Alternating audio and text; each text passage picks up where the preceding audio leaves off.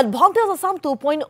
অগৰু উদ্যোগলৈ আনিলে আহাৰ বতৰা সুদীৰ্ঘ ৭৫ বছৰে খাচী ব্যৱসায়ীসকলে ভুগি অহা ইন্ধনৰ সমস্যাৰ সমাধান সূত্ৰ ওলাল এডভান্টেজ আসামত অসম গেছ কোম্পানী আৰু নাহৰণি আগৰ উদ আৰু আতৰ সমবায় সমিতিৰ মাজত স্বাক্ষৰিত হ'ল বুজাবুজিৰ চুক্তি চৰকাৰী তথ্য অনুসৰি 4 কোটি 50 লাখ আৰু বেচৰকাৰী তথ্য অনুসৰি 7 কোটি খাচী গছ আছে গোলাঘাট জিলাত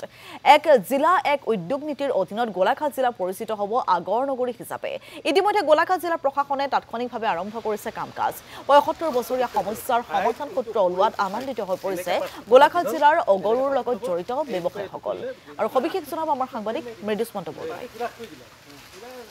হয় এডভান্টেজ আসাম 2.0 অগৰু উদ্যোগলৈ আনিলে আহাৰ বতৰা আৰু চাওক বছৰ ধৰি যি ইন্ধনৰ সমস্যা আছিল আৰু এই ইন্ধনৰ সমস্যা বিকল্প সমাধান ইতিমধ্যে হৈছে আৰু MOU যি স্বাক্ষৰ হৈছে আৰু তাৰ পিছতেই গোলাঘাট জিলাৰ বিশেষকৈ নাহৰণি যি অগৰু উদ্যোগীসকলে ইতিমধ্যে আনন্দিত হৈ পৰিছে আৰু আমি সেইসকলৰ সৈতে উপস্থিত আছোঁ ইতিমধ্যে যিহেতু এডভান্টেজ আসাম 2.0 ইতিমধ্যে MOU স্বাক্ষৰ কৰা হৈছে আৰু যি অসম গেছ কোম্পানীয়ে ইয়াতে যি গেছৰ যোগান ধৰিব আৰু সেই ইন্ধন ব্যৱহাৰ কৰাৰ পিছতে এতিয়া এই যি অগৰু উদ্যোগটোলৈ বিশেষ আশাৰ বতৰা কঢ়িয়াই আনিছে আৰু তাৰ পিছতেই আনন্দিত হৈ পৰিছে সকলোখিনি আৰু আমি কথা পাতিবলৈ যত্ন কৰিম যিহেতু বছৰ ধৰি এই যি সমস্যা আছিল সেই সমস্যাটো ইতিমধ্যে সমাধান হ'ব ইতিমধ্যে এডভান্টেজ আসাম 2.0 জৰিয়তে অগৰু উদ্যোগলৈ এটা বিশেষ আশাৰ বতৰা এতিয়া আহিলে কি ক'ব প্ৰতিক্ৰিয়া কি হয় আমাৰ অগৰু উদ্যোগৰ প্ৰতি এক আশাৰ ৰেঙনি আমাৰ অগৰু ব্যৱসায়ী ক্ষুদ্ৰ ব্যৱসায়ী কৃষকসকল উদ্বুদ্ধ হৈ পৰিছে যিহেতু আমাৰ অগৰু এডভান্টেজ আসামত আমি অংশগ্ৰহণ কৰি পেলাই আমি তাত যিহেতু আমাৰ যিখিনি আমাৰ সমস্যা আছিল আমি সমস্যাসমূহ আমি দাঙি ধৰিছিলোঁ আৰু সেইখিনি তাৎক্ষণিকভাৱে যিমানখিনি পাৰে আমাৰ ব্যৱস্থা কৰাৰ বাবে ব্যৱস্থা গ্ৰহণ কৰিছে আৰু লগতে আমাৰ উদ্যোগটোলৈ নতুন আশাৰ এখন যিহেতু আমি ইন্ধনৰ সমস্যাৰ কাৰণে আমাৰ যিসমূহ উদ্যোগ আছিলে উদ্যোগসমূহ প্ৰায় বন্ধ হৈ যোৱা উপক্ৰম হৈছিলে যিহেতু খৰি আৰু ফলীয়াৰ দ্বাৰা চলিছিলে খৰি বৰ্তমান পাবলৈ নাইকিয়া হৈছে আৰু ফলীয়া যিহেতু এতিয়া আকাশলংঘী দাম হৈ গ'ল সেইকাৰণে প্ৰায়বিলাক আমাৰ উদ্যোগ বন্ধ হৈ গৈ পৰিছিলে এই বন্ধ হৈ যোৱাৰ কাৰণে আমি আমাৰ উদ্যোগ মন্ত্ৰী মহোদয়ক আমাৰ বিষয়খিনি অৱগত কৰালে তেওঁ তাৎক্ষণিকভাৱে এই গোটেই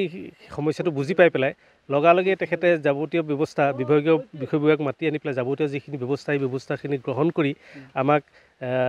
MOU কৰি স্বাক্ষৰ কৰি পেলাই আমাৰ এই উদ্যোগটো বুলি এটা সঞ্জীৱনী আনি দিছে ইতিমধ্যে জিলা প্ৰশাসনে সকলো কাম আৰম্ভ কৰিছে আৰু খুব কম দিনৰ ভিতৰতে এই যি কাৰ্যকৰী হ'ব হয় নিশ্চয় জিলা প্ৰশাসনে তাৎক্ষণিকভাৱে গোটেই ব্যৱস্থাখিনি লোৱাৰ পদক্ষেপ গ্ৰহণ কৰিছে আৰু আজি আমাক তেখেতে আমাৰ জিলাৰ আয়ুক্ত মহোদয়ে আমাক মাতি নিছে মাতি নি পেলাই আমাৰ লগত এই বিষয়খিনি বিস্তৃতভাৱে আলোচনা কৰিছে আৰু পৰৱৰ্তী সময়তো আমাক আলোচনাৰ মাজে আগবঢ়াই নিয়াৰ বাবে আমাক জনাইছে আৰু উদ্যোগটোৰ প্ৰতি যি এটা আশাৰ বতৰা যিখিনি আমাৰ মাজত দাঙি ধৰিছে আয়ুক্ত মহোদয় আমি সঁচাকৈ আজি ৭৫ বছৰ এই উদ্যোগটো আমাৰ ইয়াত অহা কিন্তু আমি এই উদ্যোগটো আমি যি ধৰণে বিচাৰিছিলোঁ সেইখিনি আজিলৈকে পোৱা নাছিলোঁ আমি ক্ষুদ্ৰ ব্যৱসায়ী আৰু খেতিয়কসকলে সদায় আমাৰ এখন বজাৰৰ কাৰণে আমি বঞ্চিত হৈ আছিলোঁ আমাৰ উৎপাদিত সামগ্ৰীখিনি আমি য'ত বজাৰখন আছে সেই বজাৰখনলৈ নিব নোৱাৰাৰ কাৰণে আমি প্ৰাপ্য হেৰিৰ পৰা সদায় বঞ্চিত হৈ আছিলোঁ এতিয়া আমাৰ আশাৰ কাৰণে যিহেতু আমি চৰকাৰৰ পৃষ্ঠপোষকতাত এই গোটেই ব্যৱস্থাখিনি কৰা গৈছে আমি ভাবিছোঁ নিশ্চয় আমি অগৰু উদ্যোগটোলৈ এটা নতুন সঞ্জীৱনী আহিছে আৰু ইয়াৰ পৰা সকলো লাভান্বিত হ'ব সকলো লাভান্বিত হোৱাৰ কথা ইতিমধ্যে উল্লেখ হৈছে আৰু এই গোটেই প্ৰক্ৰিয়াটোত জড়িত হৈ আছিলে যি যুৱ নেতা পৰীক্ষিত দত্তই নেতৃত্ব বহন কৰিছিল আৰু গোটেই বিষয়টো এটা দেখিবলৈ পোৱা গৈছে আশাৰ ৰেঙনি আহিছে তাৰপিছতে যিসকল অগৰু ব্যৱসায়ীসকলৰ এতিয়া মুখত হাঁহি বিৰিঙিছে কি ক'ব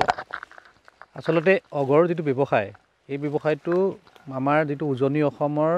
এটা মুখ্য ব্যৱসায় আৰু এই ব্যৱসায়টোৰ লগত আমাৰ অসমৰ অৰ্থনীতি জড়িত হৈ আছে আৰু এই ব্যৱসায়টোত যোৱা দিনবিলাকত বহুখিনি ক্ষেত্ৰত বিশেষ কিছুমান অসুবিধাৰে মানুহবিলাকে ব্যৱসায়টো আগুৱাই নিছিলে কিন্তু